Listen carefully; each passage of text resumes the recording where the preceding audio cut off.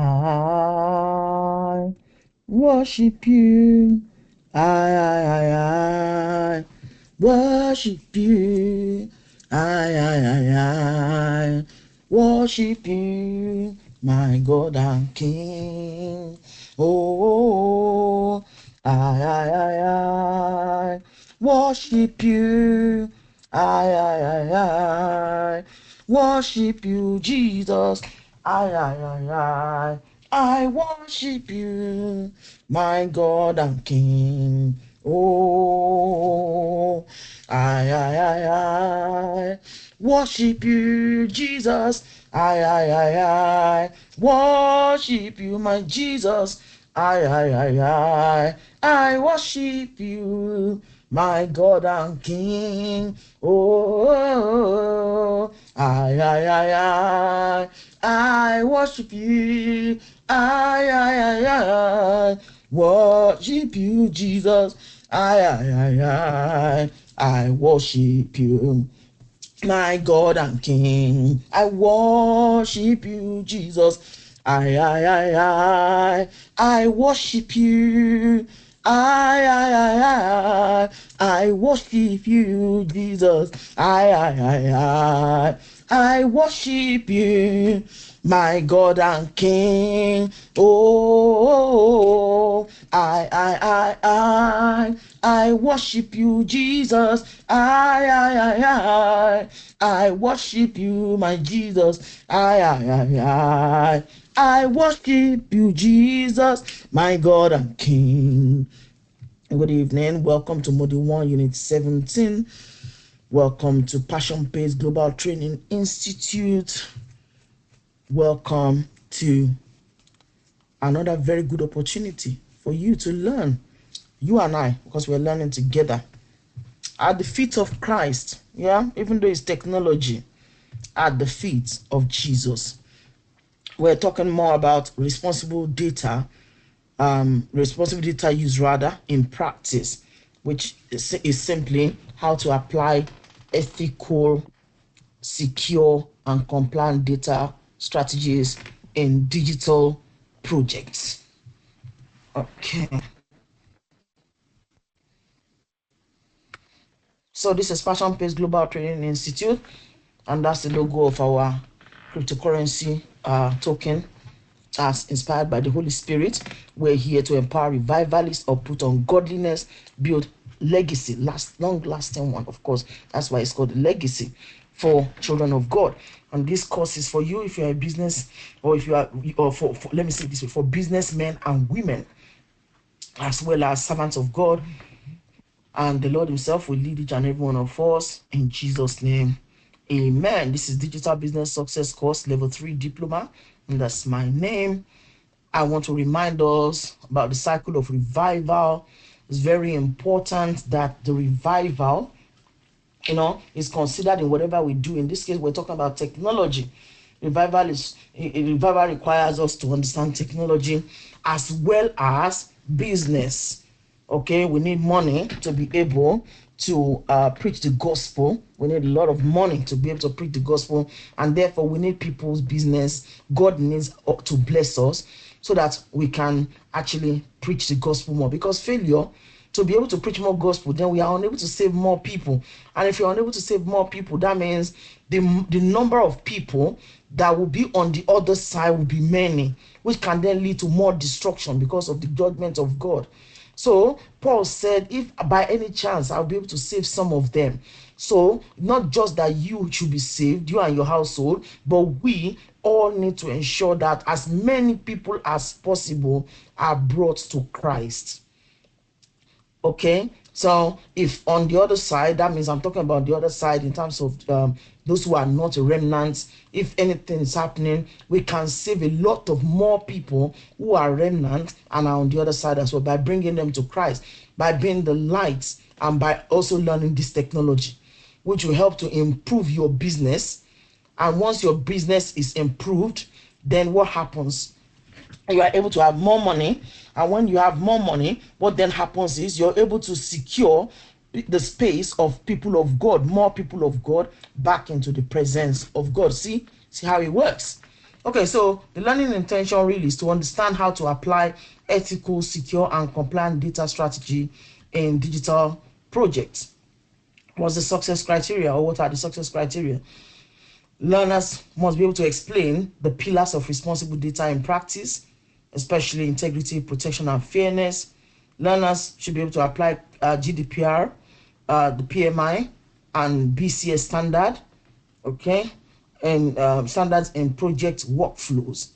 And the third one, learners should be able to identify risks in AI data system, AI stroke data system, and propose mitigation strategies.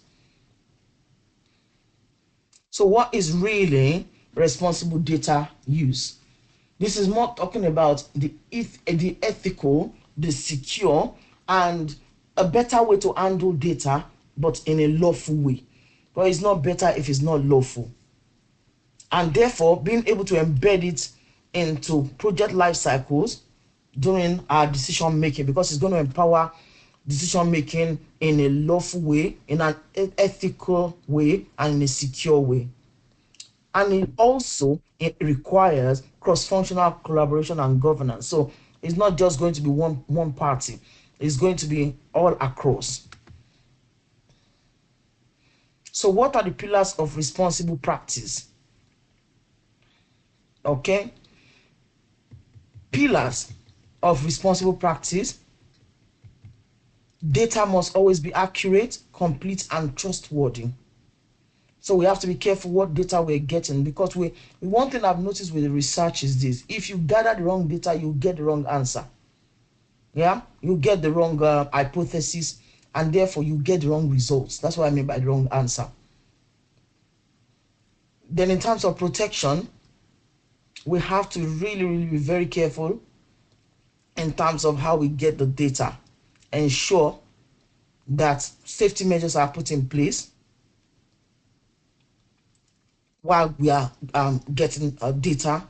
Make sure you don't put yourself in one issue or the other. Understand the laws, the requirements, the standards, and that's why it means by it must be proactive, and make sure it's transparent. Then, as per stakeholders, they must understand how to use the data clearly. Because, for instance, when I used to work with the local authority, so there are times when for some people, I mean, it's not happened to me, but I've seen what happened before. Some people, they logged into another person's details, even though you have the data with you, but because they logged onto somebody else's details that has not got to do with their own quota, it was a big problem. So it's the same thing here. We have to be very careful. We have to transparency, but at the same time understanding the laws, the requirements. Accountability, we have to ensure as teams, or our teams, you must own the outcome and risks. And the last one was fairness. Let me just quickly fix that out because I noticed that now. Okay, the last one is fairness. As much as possible, we must avoid bias and ensure equitable outcome. Oh dear. What usually happens is this: when it comes to bias, if we don't get the right, or if we're biased in sorting out the data, it's going to affect the output anyway.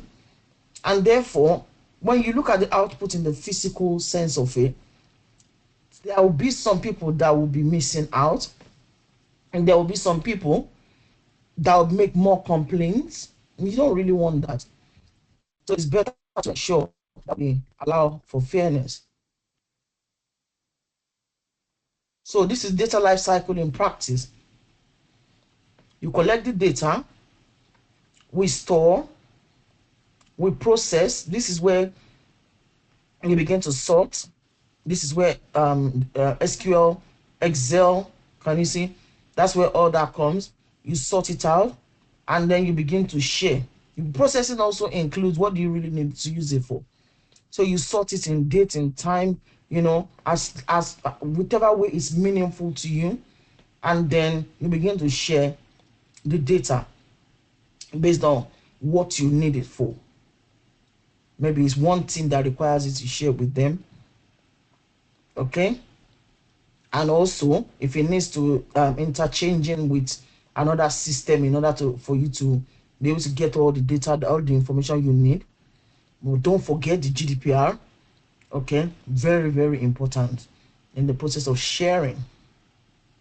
A very good example is in the place of work. When you have that data, then they begin to give you your own quota. So it kind of gets allocated onto everyone's system. Then what's the key message here? Every stage of this life cycle of data, every stage requires ethical and legal assurance. We must make sure that we have a look and have a look and have a look. Then we have to emphasize more on alignment with GDPR and any other internal or external governance policies. By the way, GDPR is the General Data Protection Regulation. Okay, we must ensure that whatever we do in terms of life cycle at every stage, it aligns, because failure for it to align, it's a big issue. We don't really want that. So, for instance, this is a case study: facial recognition in public spaces. How can you collect data without even informing them? That's why you see some areas, if they are collecting your data, there's a camera on the street, they will let you know that, look, we're collecting data, this is what we're using it for. Okay, and if they don't, then there's going to be a bias in the algorithmic outcomes, and definitely will lead to public backlash. And from public backlash will lead to a serious regulatory scrutiny. We don't want that. Okay, so we have to ensure we learn.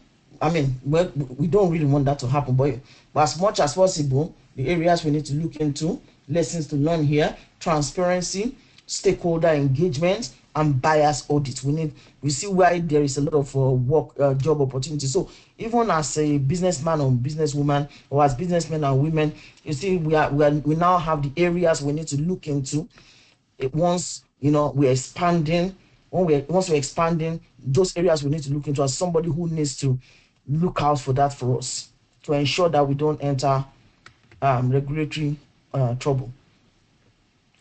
Tools for responsible data use. Number one, data ethics checklist. We have to make sure that we have a checklist for data ethics. What, where, who, how, when, what should we do? Then the privacy impact assessment. We must ensure that we look into all this. Make sure that you do your assessment and you're fine and your business is okay, because we don't want them to use anything to hold us down. Look at it that way. We don't want them to use any kind of format to affect our business, because we need to move up. We need to, by the grace of God, scale up and help more people, okay, by bringing them to Christ. We can also make use of bias detection tools and consent management platforms. So we don't just take people's data without consent. I understand there's B2B, but even with that, there's still some level of legality. Okay, AI project alignment, same thing.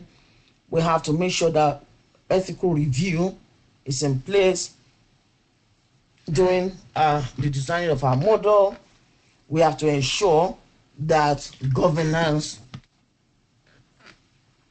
of our data is embedded in our workflow. Even though it's AI, we have to watch out for stakeholder mapping and risk analysis. We have to kind of do that, ensure that all you just want to do is stay out of trouble. This is what this unit is all about: stay out of trouble. But you can't stay out of trouble if you don't know where trouble is likely to come. We must also have our documentation and audit trails. You might say this one is really not useful yet because they're not prosecuting yet, but why don't we just get it in place now as we go along? So these are the legal and professional standards to have a look at. Gross domestic GDPR, gross domestic. I'm tempted to say gross domestic product regulation.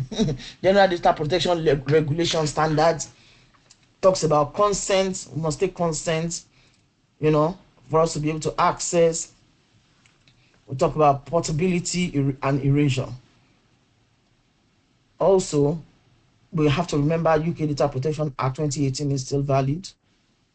In terms of Project Management Institute, by the way, PMI Code of Ethics, we have to ensure fairness when we're collecting data, honesty and respect for everybody's data. This is the reason why on our website we need to have privacy policy and no, that other one disappeared. Cookie something. The BCS Code of Conduct is simply British Computer Society Code of Conduct. Every country may have something different. Okay, so we need to look into public interest and competence. That's what that wants us to look at. Public interest and competence, sorry. And the last one is the IEEE guideline, which is the International Engineering something like that. That is honestly very interesting when I see it. International Institute of Electrical and Electronic Engineers. Okay, International Institute of Electrical and Electronic Engineer guidelines. We have to ensure responsible AI development. So all these chatbots, etc., they must be done in a responsible way. So this example of PMI and BCS in action, the standard practical application for them to ensure that they're following the same instruction is that if you're a PMI, or if you're operating under that standard, you have risk log and you have stakeholder transparency. And if it's BCS, they have ethical review boards and professional upskilling, because they're not just coming up with the standard, they are ensuring that they're providing resources and supporting people to be able to deal with the matter themselves, so that man is without excuse. I think that's what they've done. So that man is without excuse, because you won't say you don't have it. And this is why this technology course, as much as possible, while we learn, we must also ensure that we look into other project management professionals, as PMP, and every other aspects of technology that let's try and brush up our skills. Okay, so the activity here, but we want to just try and do a data stewardship simulation. Okay, so the teams, what you'll do is simulate a product launching using personal data, and then you identify the ethical risk and mitigation strategies. What if? How can we mitigate it? So let's say you want to create a new product, for instance, and you have to check, like, any other person with that same name, any other person with the same name and the same location. Is this this is what I'm looking for? Is this product a new product for real, or is it a copycat product? And if it looks like, what makes it different?